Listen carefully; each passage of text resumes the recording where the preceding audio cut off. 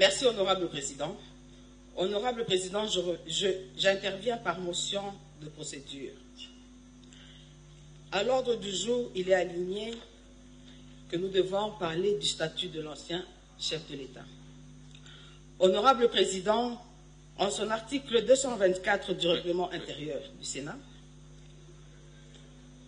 la demande de la levée de l'immunité parlementaire est adressée au Président du Sénat par la procédure générale près la Cour de cassation.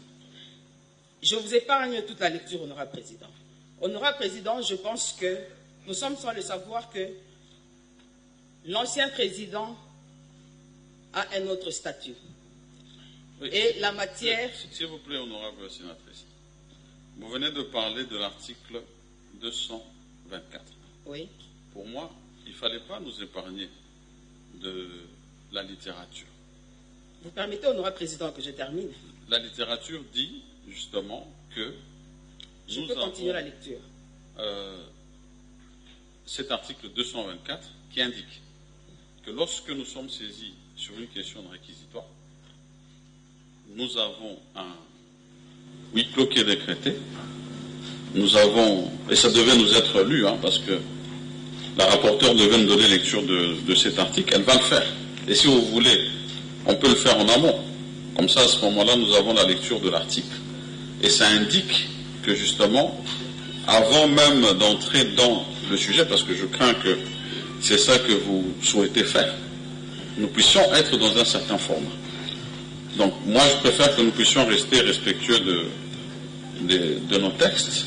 Et donc, si vous avez lu tout l'article, vous allez comprendre que peut-être que vous avez certainement un avis à émettre, qu'il faudra l'émettre dans ce cadre-là. Honorable Président, je pense que je ne vais pas entrer dans le fond du débat. Oui. Seulement, j'interviens du fait que c'est un point qui a été aligné à l'ordre du jour. Tout à fait. Mon intervention consiste à dire que c'est un point que nous ne pouvons pas traiter au niveau du Sénat. C'est pour cela que j'ai commencé par lire l'article 224. Peut-être que je ne suis pas arrivé jusqu'à la fin, mais qu'à cela ne tienne, honorable président, je voulais souligner, selon moi, que ce réquisitoire de l'ancien chef de l'État ne doit pas être traité au niveau du Sénat, plutôt au niveau du Congrès. Je dis et je vous remercie, honorable président. Pour le reste, comme vous avez dit, on va continuer dans le débat. Voilà. Vous pourrez intervenir au moment où nous aurons ce débat. Réquisitoire de l'auditeur général près la haute cour militaire tendant à obtenir la levée des poursuites du sénateur Joseph Kabila Kabange. À l'honorable président du Sénat à Kinshasa, Lingwala. Honorable président, comme vous le savez, depuis près de 30 ans, notre pays, la République démocratique du Congo, est sur son territoire le théâtre de violents affrontements opposant d'une part les groupes armés nationaux et ou étrangers entre eux et d'autre part le gouvernement au mouvement rebelle, parmi lesquels le M23 dont la branche politique est l'Alliance Fleuve Congo, AFC en sigle. Généralement, ces affrontements se déroulent en violation flagrante des lois et coutumes de la guerre et sont accompagnés de très nombreux abus et atrocités contre les populations civiles. Militairement vaincu en 2013, le M23 est à nouveau réapparu en 2022 avec le soutien avéré du Rwanda. Des rapports dignes de foi d'observateurs et des témoignages des témoins oculaires indiquent que l'armée rwandaise fournit aux rebelles du M23 un appui direct en termes d'armement, de formation et de logistique.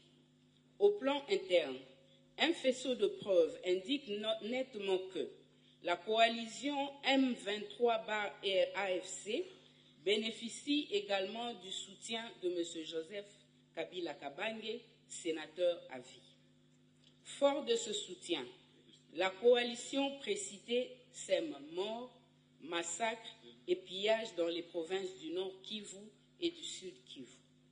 Ne pas tirer toutes les conséquences en droit des comportements ostensiblement affichés par le sénateur à vie précité constituerait une violation flagrante de la Constitution qui stipule en son article 12 que tous les Congolais sont égaux devant la loi.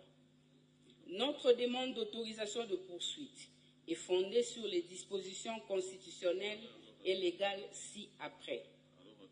Article 104, alinéa 7, 107, alinéa 2 et 153 de la Constitution de la République démocratique du Congo du 18 février 2006, telle que modifiée par la loi numéro 11/002 du 20 janvier 2011 portant révision de certains articles de la Constitution.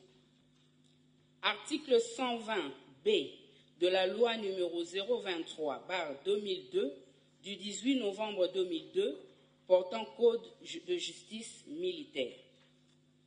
Article loi numéro 18/021 du 26 juillet 2018 portant statut des anciens présidents de la République élus. Article 76 alinéa 1er de la loi organique numéro 13/010 du 19 février 2013 relative à la procédure devant la Cour de cassation. Et enfin, l'article 6 de l'ordonnance numéro 21/016 du 3 mai 2021 portant mesures d'application de l'état de siège sur une partie du territoire de la République démocratique du Congo. L'article 153 de la Constitution attribue à la Cour de cassation la compétence pénale pour les actes infractionnels commis par les membres de l'Assemblée nationale et du Sénat pendant l'exercice de leurs fonctions. Mais lorsqu'ils commettent des actes prévus et punis par le Code pénal militaire, ils relèvent de la compétence de la Haute Cour militaire en vertu de l'article 120B de la loi numéro 023/2002 du 18 novembre 2002 portant Code de justice militaire. Dans le cas du sénateur à vie Joseph Kabila Kabange, votre saisine tendant à obtenir l'autorisation d'engager à son encontre des poursuites pour des faits ci-dessous décrits se justifie non pas parce qu'il était président de la République, mais parce qu'il est sénateur. De l'exposé des faits. Militairement vaincu en décembre 2013 et cantonné en Ouganda, le M23 s'est mis à se réorganiser et à recruter au cours de la période allant de 2017 à 2021. Pour ce faire, il a bénéficié du soutien avéré des forces de défense du Rwanda, RDF, en sigle, et des mercenaires de diverses nationalités. Au niveau interne, plusieurs éléments de preuve ont bénéficié qu'il bénéficie également du soutien de M. Joseph Kabila Kabange, sénateur à vie. En effet, interrogé, M. Eric Nkuba a déclaré avoir, le 15 mai 2023, à Kampala, entendu que le sénateur à vie précité conversait avec Corneille Nangaa. Il soutenait au cours de leur entretien que le Rwanda avait un plan visant l'assassinat de son Excellence Félix-Antoine Tshisekedi Tshilombo, président de la République démocratique du Congo. Mais lui avait conseillé au Rwanda la non-exécution du dit plan qui allait faire de la victime un héros national. Il fallait plutôt le chasser du pouvoir par un coup d'État. Toujours lors de son interrogatoire, le même Eric Nkuba a déclaré sans peur d'être contredit que le sénateur à vie, Joseph Kabila Kabange, était en contact soutenu avec Corneille Nangaa. Alors que des présomptions graves, précises et concordantes de collaboration avec la coalition AFC/M23 pèsent sur sa personne, le sénateur à vie prénommé a affirmé, en date du 23 février 2025, au cours d'une interview accordée au journal Sunday Times en Afrique du Sud, que le mouvement terroriste AFC M23 représente les aspirations du peuple congolais et que c'est à tort que le gouvernement de la République démocratique du Congo le présente comme un groupe anarchique, une marionnette d'un État sans revendication légitime. Enfin, toujours du Sud où il séjourne, le précité a accordé le 18 mars 2025 une interview filmée au cours de laquelle il a exprimé sa volonté de rentrer au pays le 18 avril 2025 par sa partie orientale, plus précisément par Goma, ville sous occupation de l'armée rwandaise à travers le mouvement terroriste AFC M23.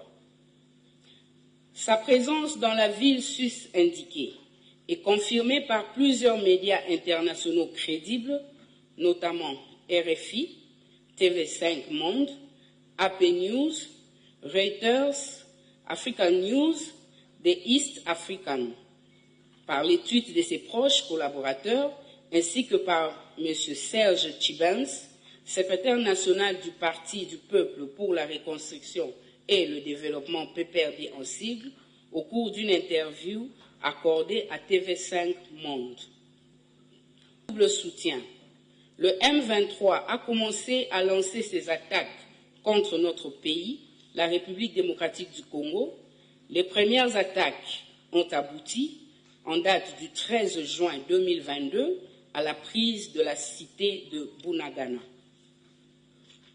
Sur ces entrefaits, la coalition M23 s'émet morts, viols, pillages, destruction et autres actes inhumains à travers les provinces du Nord Kivu et du Sud Kivu. À titre illustratif et non limitatif, nous pouvons citer les cas ci-après. Largage le 6 mai 2024 des bombes sur les sites des déplacés de Lushangala, dans la ville de Goma, et dont les éclats ont causé la mort de 31 personnes et grièvement blessé.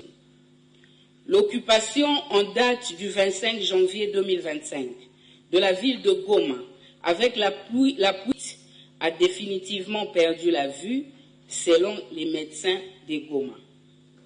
Le 28 janvier 2025, destruction de la maison et pillage de plusieurs biens de valeur d'un journaliste éditeur résident de Goma, notamment des appareils électroniques, des vêtements, des bijoux, des téléphones, ainsi qu'une somme de $1 200 américains. Le 14 février 2025, l'occupation de la ville de Bukavu, suivie de plusieurs exactions à l'endroit des populations civiles, notamment des viols, pillages, massacres et libération de tous les détenus de la prison centrale. Les actes et les propos ci-dessus exposés attestent sans conteste que M. Joseph Kabila Kabange, ancien président de la République du Congo élu, sénateur à vie et non seulement à la base de la création de l'AFC, mais légitime aussi le mouvement terroriste AFC M23 et surtout et encourage tous les actes odieux commis par les membres de la dite coalition. De la qualification des faits et lois applicables. Dans leur confrontation au droit, les faits si haut relatés et reprochés à M.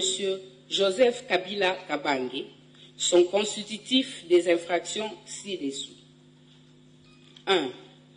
Participation au mouvement insurrectionnel en assurant les communications des insurgés, infractions prévues et le 136 et 137.3 du Code pénal militaire.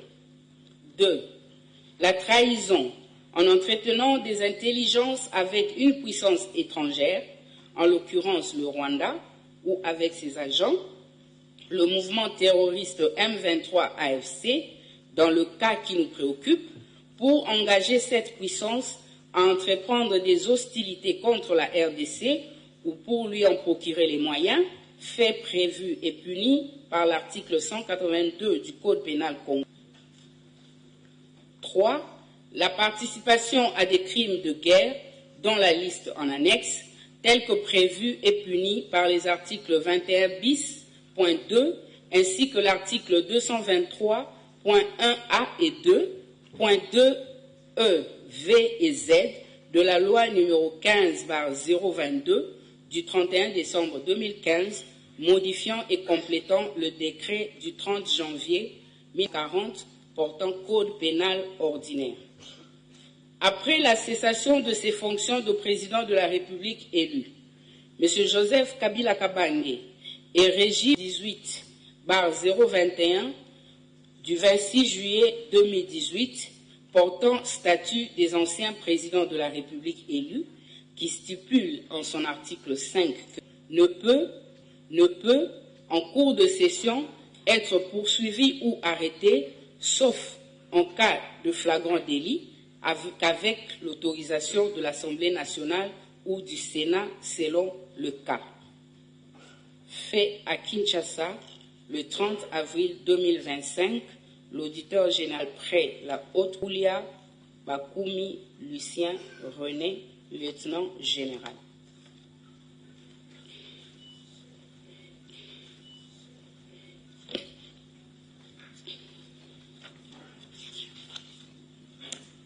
Article 107 de la Constitution, alinéa 2. Aucun parlementaire ne peut en cours de session être poursuivi ou arrêté, sauf en cas de flagrant délit, qu'avec l'autorisation de l'Assemblée nationale ou du Sénat selon le cas. Article du règlement intérieur. Article 11. L'Assemblée plénière est compétente pour délibérer sur toutes les matières relevant des pouvoirs et des attributions, notamment, point 24, autoriser les poursuites judiciaires contre les sénateurs, point 25, lever les immunités parlementaires des sénateurs.